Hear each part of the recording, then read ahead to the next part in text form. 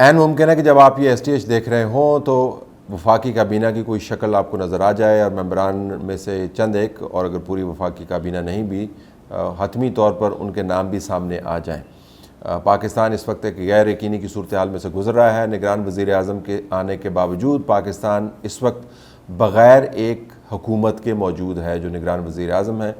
کاکڑ صاحب وہ ابھی بھی پنجاب ہاؤس سے وزیر اعظم ہاؤس میں شفٹ نہیں ہوئے، اور اخباری اطلاعات کے مطابق وزیر اعظم ہاؤس کی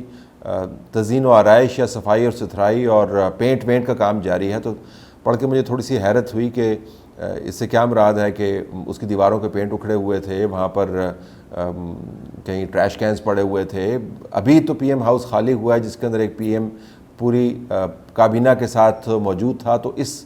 پرائم منسٹر ہاؤس کو دوبارہ سے اس کی صفائی ستھرائی کی خبریں کچھ سمجھ سے بالا ہیں، لیکن ہو سکتا ہے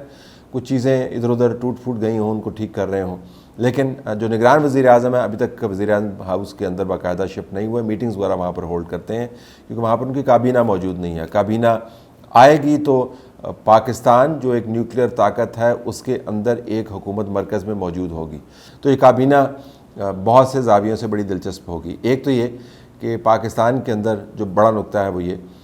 بہت عرصے سے یہ بحث چل رہی تھی کہ سیاسی طور پر جو کابینائیں بنتی ہیں اس کے اندر پولیٹیکل کمپرومائزز بہت ہوتے ہیں، اس کے اندر لین دین بہت زیادہ ہوتا ہے، کمپیٹنس کو آلریڈی جو ہے کمپرومائز کروا کے لوگوں کو وہاں پر لایا جاتا ہے۔ اگر کولیشن پارٹنرز ہیں تو پھر کولیشن والوں کے جو معاملات ہیں ان کے پیش نظر آپ کو کابینہ بنانی پڑتی ہے، منسٹریز کی ایلوکیشن کرنی پڑتی ہے۔ کمپیٹنس اور منسٹریل پوزیشن اکٹھی نہیں ہوتی۔ اب ہم دیکھ لیں گے کہ نگران حکومت کے اوپر تو بظاہر کوئی ایسی قدغن موجود نہیں ہے، اس کو تو کسی کولیشن کے سہارے کی ضرورت نہیں ہے، اس کو تو صرف انتخابات کروانے ہیں اور نظام نسق چلانا ہے۔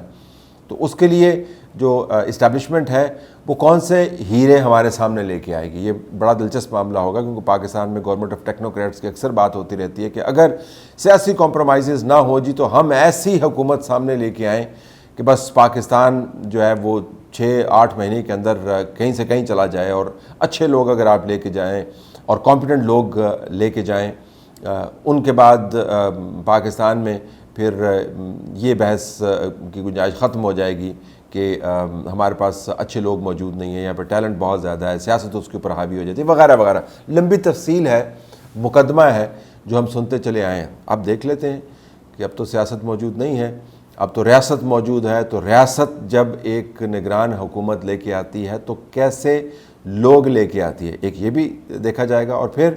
ان لوگوں کی کارکردگی کیا ہوتی ہے، کیونکہ یاد رکھیں کہ یہ 3 مہینے کے لیے تو ہے نہیں، ہے تقریباً 4-5-6 مہینے کے لیے ہے، انلس کے بیچ میں کورٹس جو ہیں کہیں لات نہ مار دیں اس تمام پلان کو۔ تو یہ بھی پتہ چل جائے گا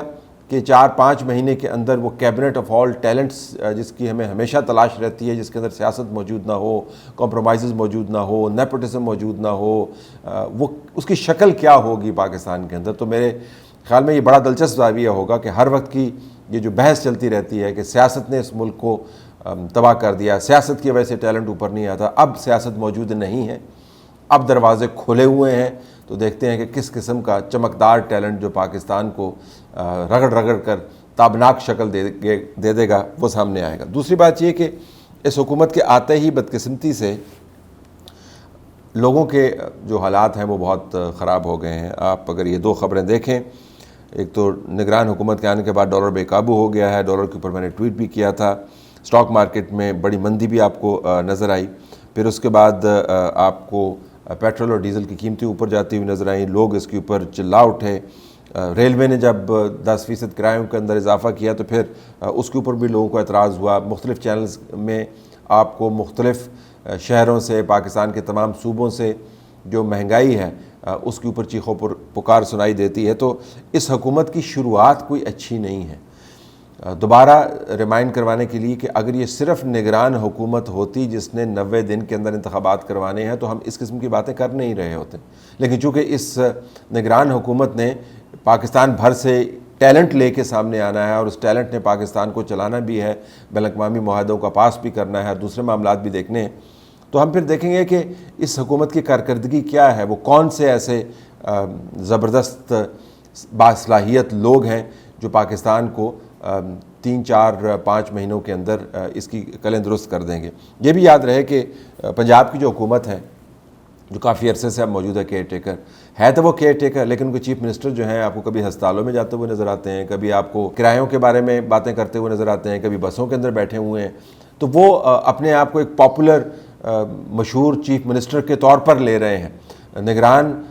وزیر اعلیٰ کا کام وزیر اعظم کی طرح انتخابات کروانا ہے، جا کر اپنے آپ کو مشتہر نہیں کرنا، اپنے آپ کو کسی ماڈرن الیکٹڈ منتخب نمائندے کی طرح متعارف نہیں کروانا اور یہ نہیں بتانا کہ میں حاضر ہوں. تو آپ خادم اعلیٰ نہیں ہیں،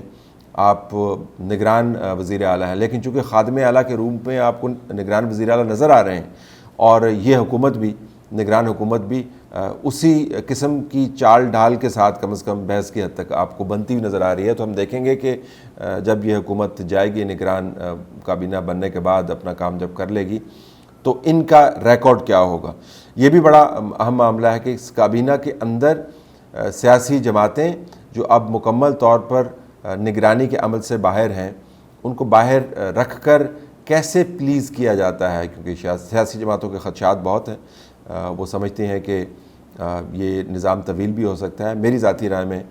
یہ طویل نظام کے جو خدشات ہیں یہ کوئی زیادہ معلومات پر مبنی نہیں ہیں، اندیشوں پر مبنی زیادہ ہیں، لیکن ظاہر ہے سیاسی جماعتوں کے خدشات ہیں. تو سیاسی جماعتوں کو آپ کیسے ٹیکل کرتے ہیں؟ پاکستان کے اندر سیاسی بحث جو ہے وہ ایک نئی نہج پہ چلی گئی ہے. اس کے اندر کانفلکٹ آپ کو نظر آتا ہے، اس کے اندر غصہ آپ کو نظر آتا ہے، اس کے اندر پرانے وعدوں کا پاس نہ کرنے کی پاداش میں جماعتوں کے ساتھ جو کچھ ہوا اس کی میموری آپ کو نظر آتی ہے، اس کے اندر نئے وعدوں کی امید آپ کو نظر آتی ہے. تو ایک نگران حکومت کے ارد گرد آپ کو سیاسی ہڑبونگ نظر آتا ہے. اس ہڑبونگ کو آپ کیسے ٹیکل کریں گے، کیسے ڈیفیوز کریں گے؟ اور پھر یہ بھی ہم نے دیکھنا ہوگا کہ اس دوران جو بڑے بڑے واقعات ہیں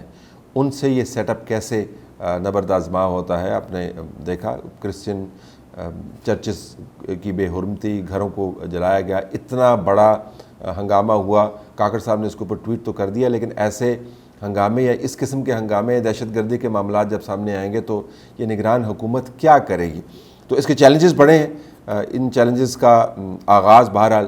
کابینہ کی تشکیل سے ہے، اور کابینہ کی تشکیل کا سب سے بڑا چیلنج یہ ہے کہ تشکیل کے بعد اس کی شکل کیا نظر آتی ہے. وہ کیسی حسین کابینہ ہے جس کا اتنے عرصے سے پاکستان کو انتظار تھا، جس کے اندر سیاست نہ ہو، جس کے اندر سیاستدان نہ ہو، جس کے اندر کمپرومائزز نہ ہو، جس کے اندر بھائی بھتیجا ماما پھپھا چاچی چاچا کے نمائندگان نہ بیٹھے ہوں، اور پاکستان کا بہترین